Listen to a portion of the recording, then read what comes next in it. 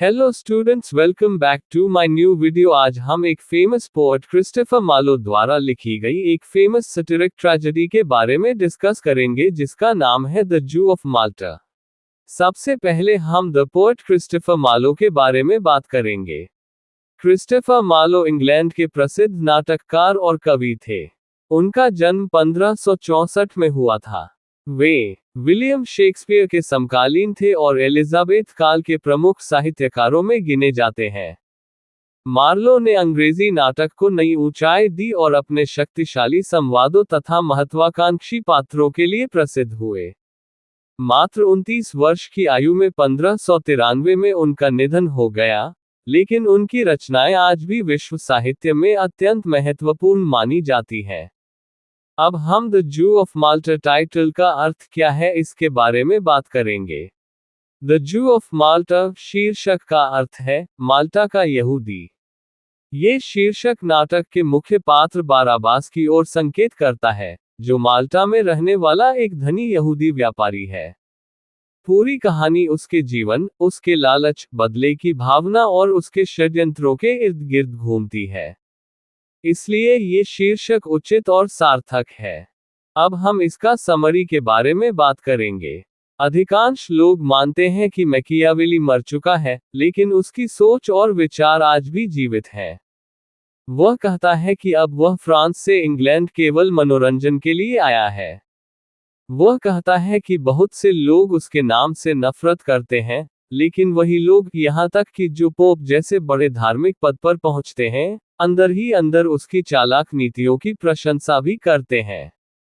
Machiavelli के अनुसार धर्म केवल बच्चों का खिलौना है और सबसे बड़ा पाप अज्ञान है। लोग उसकी नीतियों को हत्या और क्रूरता कहते हैं, लेकिन वह मानता है कि शक्तिशाली देश के लिए कठोर और ताकतवर शासक आवश्यक होता है, जो बल के सहारे शासन करे।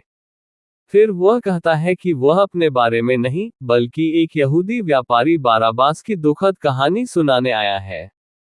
बाराबास अपने धन से बहुत खुश रहता है और अपनी सोने से भरी थैलियों को देखकर मुस्कुराता है। अंत में मैकियावेली दर्शकों से कहता है कि बाराबास का केवल इसलिए बुरा मत मानो कि वह उसकी नीतियों का पालन करता है।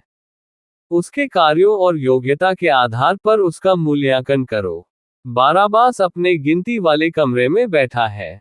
उसके चारों ओर सोने और धन के ढेर लगे हुए हैं। तभी 3 यहूदी व्यापारी आते हैं और उसे बताते हैं कि तुर्की जहाजों का बेड़ा माल्टा के पास आ गया है। वे डरते हैं कि शायद युद्ध होने वाला है, लेकिन बाराबास उन्हें शांत करते हुए कहता है कि माल्टा और ऑटोमन साम्राज्य के बीच मित्रता है, इसलिए यह बेड़ा शांति के लिए आया होगा, युद्ध के लिए नहीं। फिर बाराबास मन ही मन सोचता है कि उसे माल्टा या दूसरे यहूदियों की कोई चिंता नहीं है। उसे केवल अपने धन, अपनी संपत्ति और अपनी बेटी एबिगेल की चिंता है। वह सोचता है कि तुर्क चाहे युद्ध करें, लेकिन उसे और उसके परिवार को नुकसान न पहुंचाएं। इसके बाद वे लोग बताते हैं कि सीनेट हाउस में एक बैठक होने वाली है और माल्टा के सभी यहूदियों को उसमें उपस्थित होना है। इसी बीच फनेज, जो माल्टा का गवर्नर है, सीनेट हाउस में सेलिम कैलीमेथ के साथ आता है। सेलिम कैलीमेथ तुर्की सम्राट का पुत्र है। तुर्कों का कहना है कि माल्टा ने पिछले 10 वर्षों का कर नहीं दिया है, इसलिए वे पैसा लेने आए हैं। लेकिन युद्ध से बचने के लिए कैलीमेथ 30 दिनों का समय देता है ताकि माल्टा ये पैसा इकट्ठा कर सके। फिर बाराबास और अन्य यहूदियों को सभा में बुलाया जाता है। फनेस कहता है कि माल्टा के पास इतना पैसा नहीं है, इसलिए माल्टा के हर यहूदी को अपनी आधी संपत्ति सरकार को देनी होगी। वह ये भी कहता है कि यदि कोई यहूदी मना करेगा, तो उसकी पूरी संपत्ति छीन ली जाएगी और उसे ईसाई धर्म अपनाने के लिए मजबूर किया जाएगा। बाराबास पूछता है, क्या माल्टा के सभी लोगों से कर लिया जाएगा? फनेस जवाब देता है कि नहीं, केवल यहूदी ही यह कर देंगे, क्योंकि उनके अनुसार यहूदी ईश्वर की नज़र में शापित हैं। बाराबास गुस्से में कहता है कि वह न तो ईसाई बनेगा और न ही अपनी आधी संपत्ति देगा। इस पर फनेस कहता है कि अब उसकी पूरी संपत्ति माल्टा सरकार जब्त कर लेगी। डरकर बाराबास बाद में आधी संपत्ति देने के लिए तैयार हो जाता है, लेकिन फेनेस कहता है कि अब बहुत देर हो चुकी है। क्योंकि बाराबास पहले ही मना कर चुका था, इसलिए अब उसकी पूरी संपत्ति सरकार की हो गई है। जब बाराबास और दूसरे यहूदियों को बाहर ले जाया जाता है, तब एक सैनिक सुझाव देता है कि बाराबास के बड़े घर को एक ईसाई ननों का मठ बना दिया जाए। फनेस को ये सुझाव पसंद आता है और वह अपने साथियों के साथ वहां से चला जाता है। जब बाराबास अकेला रह जाता है, तो वह कहता है कि फनेस ने उसकी संपत्ति छीनकर बहुत बड़ा अन्याय किया है। वह बदला लेने की कसम खाता है। तभी उसकी बेटी एबिगेल रोती हुई आती है। वह बताती है कि उसे उनके घर से निकाल दिया गया है, क्योंकि उस घर को अब ईसाई ननों का मठ बनाया जा रहा है। बाराबास उसे चिंता न करने के लिए कहता है। वह बताता है कि घर के फर्श के नीचे सोने और हीरो से भरे थैले छिपे हुए हैं। अगर वे मिल जाएं, तो वे फिर से अपना जीवन शुरू कर सकते हैं। बाराबास एबिगेल से कहता है कि वह नन बनने का नाटक करे और मठ में रहने की अनुमति मांगे। इससे उसे घर के अंदर जाने का मौका मिलेगा और वह फर्श के नीचे छिपा हुआ सोना निकाल सकेगी। बाराबास कहता है कि धर्म का सहारा लेकर लोग अपनी चालाकियों और बुरे कामों को आसानी से छिपा लेते हैं। पहले एबिगेल इस धोखे के लिए तैयार नहीं होती। उसे लगता है कि झूठ बोलना और धोखा देना गलत है, लेकिन बाराबास उसे समझाकर मना लेता है। वह कहता है कि कभी कभी अपना उद्देश्य पूरा करने के लिए ऐसा दिखावा करना पड़ता है। उसी समय दो पादरी जैकोमो और बर्नार्डिन वहां से गुजरते हैं। एबिगेल उनसे नन बनने की अनुमति मांगती है। दोनों पादरी यह सोचकर बहुत खुश होते हैं कि एक यहूदी लड़की ईसाई धर्म अपनाने जा रही है। इसलिए वे तुरंत उसे अपने साथ मठ ले जाते हैं। उस रात बाराबास अपने पुराने घर के बाहर आता है। उसकी बेटी एबिगेल घर के अंदर से सोने से भरे थैले नीचे फेंक देती है। सोना पाकर बाराबास बहुत खुश होता है और कहता है, मेरी बेटी, मेरा सोना, मेरी दौलत और मेरी खुशी मुझे वापस मिल गई। वह सोने के थैलों को सीने से लगाकर पकड़ लेता है। एबिगेल उसे चेतावनी देती है कि नने जल्द ही जाग जाएंगी, इसलिए वह जल्दी से सोना लेकर वहां से भाग जाता है। इसी बीच फनेस स्पेन के उपनौसेना प्रमुख मार्टिन डेल बॉस्को के साथ आता है। बॉस्को कहता है कि उसके पास तुर्की के कई गुलाम हैं, जिन्हें वह माल्टा में बेचना चाहता है। फनेस कहता है कि माल्टा और तुर्कों के बीच समझौता है, इसलिए वह ऐसा नहीं कर सकता। ये सुनकर बॉस्को हैरान हो जाता है। फिर वह फनेस को एक योजना बताता है। वह कहता है कि अगर माल्टा स्पेन का साथ दे और उसे गुलाम बेचने की अनुमति दे, तो स्पेन माल्टा की रक्षा करेगा। इससे माल्टा को तुर्कों को 1 लाख क्राउन भी नहीं देना पड़ेगा।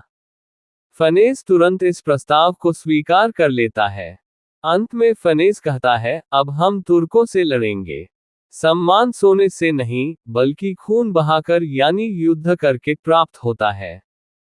फिर फनेस, बॉस्को और अन्य सैनिक वहां से चले जाते हैं। अगले दिन बाराबास बाजार में एक गुलाम खरीदने आता है। उसके पास फिर से बहुत पैसा है और उसने फनेस के घर से भी बड़ा नया घर खरीद लिया है। वहां फनेस का बेटा डॉन लोडोविक आता है। बाराबास सोचता है कि वह फनेस से बदला लेने के लिए उसके बेटे को भी नुकसान पहुंचाएगा। लूडोविक ने अपने दोस्त डॉन मैथियास से एबिगेल की सुंदरता के बारे में सुना था, इसलिए वह उसे देखने बाजार आया है। लूडोविक बाराबास से पूछता है कि क्या उसके पास बेचने के लिए कोई हीरा है। बाराबास चालाकी से कहता है कि उसके पास अब केवल एक ही हीरा बचा है, और वह है उसकी बेटी एबिगेल। लूडोविक एबिगेल में रुचि दिखाता है। बाराबास उससे कहता है कि बाद में उसके घर आकर इस बारे में बात करे। इसके बाद बाराबास एक दुबला पतला तुर्की गुलाम इथामोर खरीद लेता है। थोड़ी देर बाद मैथियास अपनी मां कैथरीन के साथ आता है। वह बाराबास से पूछता है कि वह लूडोविक से क्या बात कर रहा था। बाराबास झूठ बोलता है कि लूडोविक केवल हीरा खरीदना चाहता था, एबिगेल नहीं। वह मैथियास को भरोसा दिलाता है कि एबिगेल की शादी उसी से होगी। फिर बाराबास इथामोर से बात करता है। उसे पता चलता है कि इथामोर भी ईसाइयों से बहुत नफरत करता है और मौका मिलने पर उन्हें मार देता है। ये सुनकर बाराबास बहुत खुश होता है। तभी लोडोविक वापस आता है और हीरे एबिगेल के बारे में पूछता है।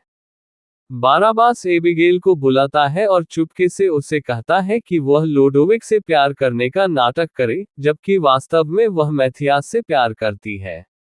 एबिगेल पहले मना करती है, लेकिन बाराबास कहता है कि यह सिर्फ दिखावा है। अंत में बाराबास अपनी चालाक योजना पर खुश होता है। वह सोचता है कि वह मैथियास के नाम एक नकली चिट्ठी भेजेगा, जैसे कि वह लोडोविक ने लिखी हो, और उसमें द्वंद्व की चुनौती होगी। बाराबास का उद्देश्य है कि लुडोविक और मैथियास आपस में लड़ें और एक दूसरे को मार डालें। इसी तरह वह फनेस से अपना बदला पूरा करेगा। बेलामीरा माल्टा की एक वेश्या है। वह दुखी है क्योंकि तुर्कों ने माल्टा का बंदरगाह बंद कर दिया है, जिससे उसके ग्राहक कम हो गए हैं। तभी उसका दोस्त पिलिया बोर्जा, जो एक चोर है, आता है। वह उसे चांदी का एक छोटा थैला देता है, जिसे उसने बाराबास के घर से चुराया था। उसी समय इथामोर वहां से गुजरता है। वह बेलामीरा को देखते ही उससे प्यार करने लगता है। बेलामीरा और पिलिया बोर्जा वहां से चले जाते हैं, और इथामोर बाराबास की नकली चिट्ठी पहुंचाने चला जाता है। कुछ समय बाद मैथियास और लुडोविक आमने सामने आते हैं। ऊपर से बाराबास छिपकर सब देख रहा होता है।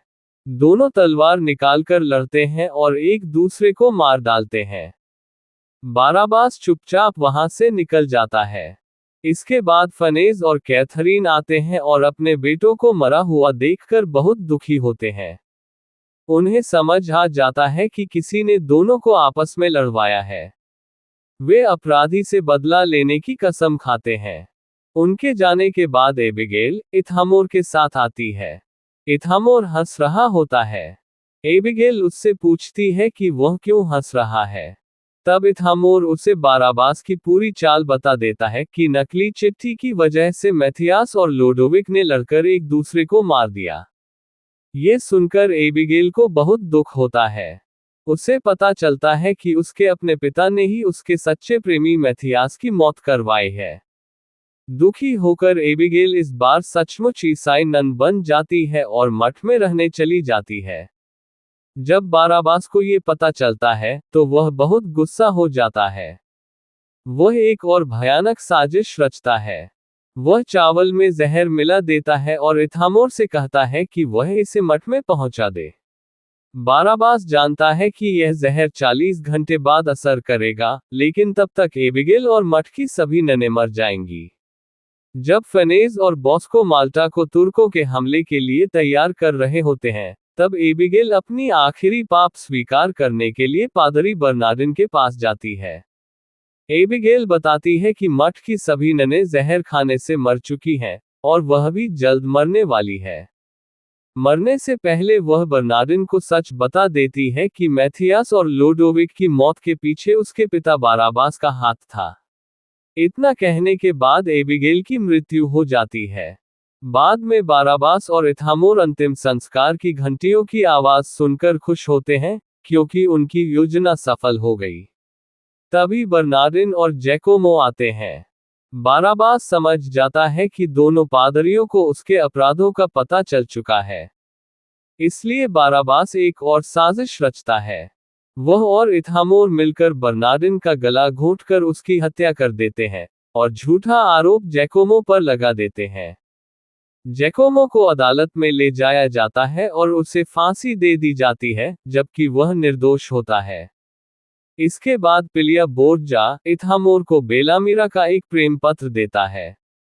उस पत्र में बेलामीरा झूठा प्यार जताती है। इथामोर उस पर विश्वास कर लेता है और उससे मिलने चला जाता है। बेलामीरा और पिलिया बोर्जा मिलकर इथामोर को समझाते हैं कि वह बाराबास से पैसे वसूले। इथामोर पहले 300 क्राउन फिर 500 क्राउन मांगता है, लेकिन बाराबास इतनी आसानी से पैसे देने को तैयार नहीं होता। आखिर में वह केवल कुछ चांदी के सिक्के देने की बात मानता है। साथ ही वह मन ही मन बेलामीरा, पिलिया बोर्जा और इथामोर तीनों को मारने की नई योजना बनाने लगता है। इथामोर, बेलामीरा और पिलिया बोर्जा बाराबास से मिले पैसों की खुशी में शराब पीकर जश्न मना रहे होते हैं। तभी बाराबास फ्रांसीसी संगीतकार का भेष बदलकर वहां आता है, ताकि कोई उसे पहचान न सके। वह बेलामीरा को एक फूल देता है। बेलामीरा उस फूल को सूंघती है और फिर पिलिया बोर्जा और इथामोर को भी सूंघने के लिए देती है। बाराबास मुस्कुराकर वहां से चला जाता है, क्योंकि उस फूल पर वही जहर लगा होता है, जिससे एबिगेल और मठ की ननें मरी थी। कुछ समय बाद बेलामीरा और पिलिया बोर्जा, इथामोर को धोखा देकर, फनेस को बता देते हैं कि बाराबास और इथामोर ने कौन कौन से अपराध किए हैं। फनेस दोनों से पूछताछ करना चाहता है, लेकिन जहर का असर होने से इथामोर, बेलामीरा और पिलिया बोर्जा मर जाते हैं। बाराबास भी मरा हुआ दिखाई देता है, इसलिए फनेस आदेश देता है कि बाकी लोगों के शवों को दफना दिया जाए, लेकिन बाराबास के शव को शहर की दीवार से नीचे फेंक दिया जाए, ताकि गिद्ध उसे खा जाए। लेकिन जैसे ही बाराबास जमीन पर गिरता है, वह अचानक उठ बैठता है। असल में वह मरा नहीं था। उसने पहले से नींद की दवा खा ली थी, ताकि सबको लगे कि वह मर गया है। इस तरह उसने फनेस और उसके सैनिकों को धोखा दे दिया। कैलीमैथ माल्टा आता है। बाराबास उससे कहता है कि वह तुर्कों की मदद करेगा ताकि वे माल्टा पर कब्जा कर सकें। बाराबास की मदद से तुर्क माल्टा जीत लेते हैं। खुश होकर कैलीमैथ बाराबास को माल्टा का नया गवर्नर बना देता है। बाद में बाराबास फनेस से छिपकर मिलता है और पूछता है कि अगर वह कैलीमैथ को मारकर माल्टा को तुर्कों से आजाद कर दे, तो ईसाई उसे क्या इनाम देंगे। फनेस कहता है कि उसे बहुत सारा धन मिलेगा। तब बाराबास एक नई चाल चलता है। वह योजना बनाता है कि तुर्कों के वापस जाने से पहले वह कैलीमैथ और उसके सैनिकों के लिए दावत रखेगा। कैलीमैथ बाराबास के घर में खाना खाएगा। तुर्क सैनिक शहर के बाहर एक मठ में दावत करेंगे। बाराबास की योजना है कि मठ को बारूद से उड़ा देगा, जिससे सभी तुर्क सैनिक मर जाएंगे। साथ ही वह कैलीमैथ को एक गुप्त फर्श पर बैठाएगा। जैसे ही सही समय आएगा, फर्श खुल जाएगा और कैलीमैथ उबलते हुए बड़े बर्तन में गिरकर मर जाएगा। बाराबास फनेस से कहता है कि जैसे ही तोप की आवाज आए, वह रस्सी काट दे, जिससे ट्रैपडोर खुल जाए। फनेस बाहर से उसकी बात मानने का नाटक करता है। लेकिन जब तोप चलती है, फनेस समय से थोड़ा पहले ही रस्सी काट देता है। इस कारण कैलीमैथ नहीं, बल्कि खुद बाराबास उबलते हुए कड़ाहे में गिर जाता है।